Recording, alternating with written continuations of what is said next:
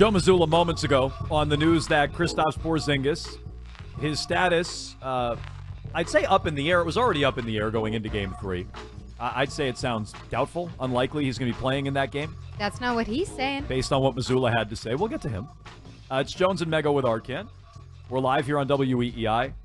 I like how Mazzulla says we're going to take the decision to play out of his hands. Like, okay, I don't think Porzingis is the hardest to keep off the court. Like, I don't exactly think that's a guy who needs a ton of convincing not to get out there.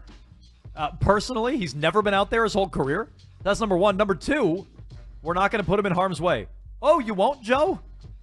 Arcan, you've been all over this. It's the second time this postseason Joe's let him hobble up and down the court with a clear injury. Yeah. And so, like, what do you mean we're not going to put him in harm's way? Joe, you've done it twice. And not even, I mean, like, putting him on the floor is one thing. Like, you got to let him play. But when he gets hurt or where it looks like he's hurt and when he's clearly hobbling around, Doris Burke noticed it right away on that broadcast. Something's wrong with Porzingis, she was saying, and she was right.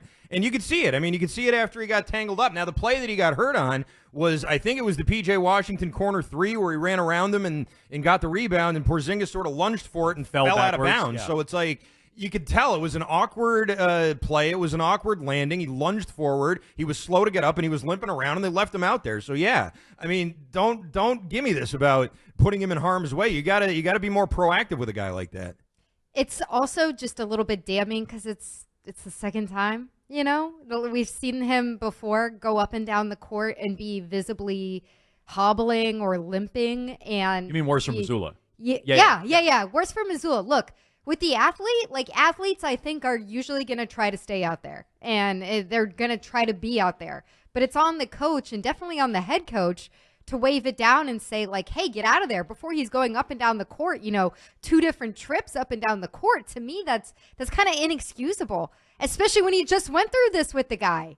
And he's got a history of this. It's not like it's somebody who's ultra available or like a Peyton Pritchard who's just like a little guy who's out there sometimes. Like, this is Porzingis. You're always watching for this for him. You should be. And it's not like hockey either where you got to wait to sub out, like Gregory Campbell out there with a broken leg. Like, you can just call a timeout and get him out there. It's not that hard. No, and again, if Doris and J.J. Redick and Mike Breen can pick up on it, you should have picked up on it. And maybe he did, and he ignored it. And you're right, Mego, it's the second time, which makes it worse.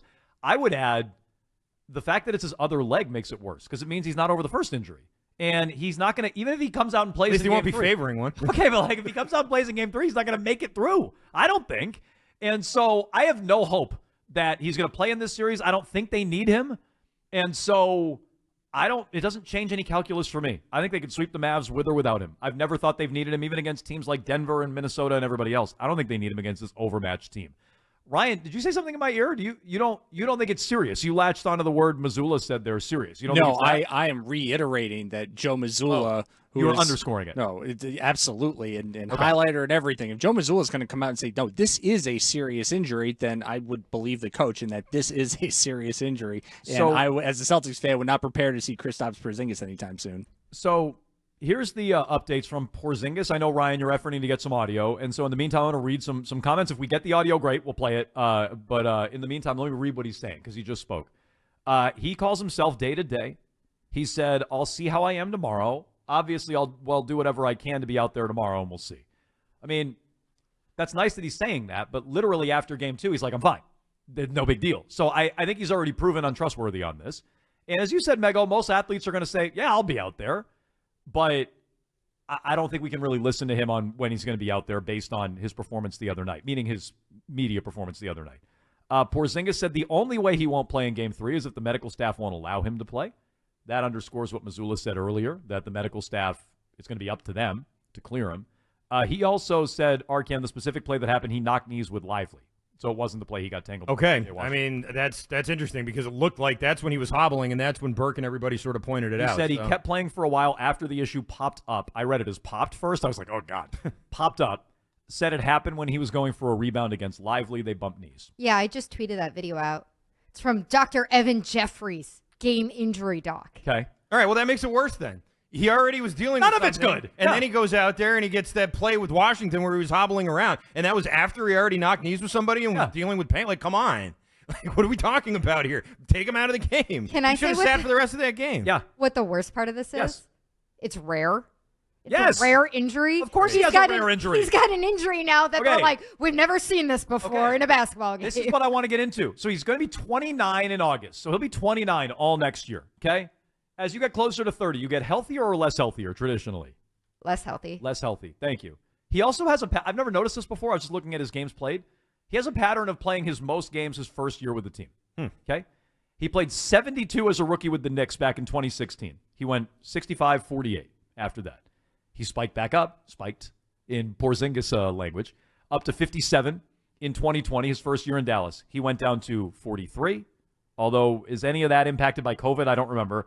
And then half a season with the Mavs, 34. He played 17 more games with Washington. His first full year, only full year in Washington, 65 games. This year, 57. And he made it through, I was just looking at this, how many postseason games? Was it 6? And then he's played 6 total, 4 against Miami, parts of 4, and then he came off the bench for 2, right? I think that's what I just saw. And I'm taking a second to load this back up. I think it's 6 games in the postseason. So from stop to stop, he tends to play less as his tenure goes on. And so I don't want to get ahead of ourselves, but like big picture, what's he going to be? And I personally am expecting 0 out of him for the rest of the finals. I think he's done. I kind of think he's done too. And again, like I know they're saying day to day, we have these videos of him down in Dallas right now. He had this availability with reporters. He walked looking pretty comfortably over to the little podium that they had set up on the floor at practice, but it's next to the Achilles. And this guy has injuries riddled all over his lower body. Like his lower body is like a glass vase glued back together. I just think that when you're up 2-0 and you look like you're in full control of the series, you don't trot him back out there. Agreed. If they were down 0-2, maybe you push it a little more, if you can even push this injury. But I agree. When you're up 2-0, there's no reason to push him. And then when you win Game 3, there will be no reason to play him in Game 4.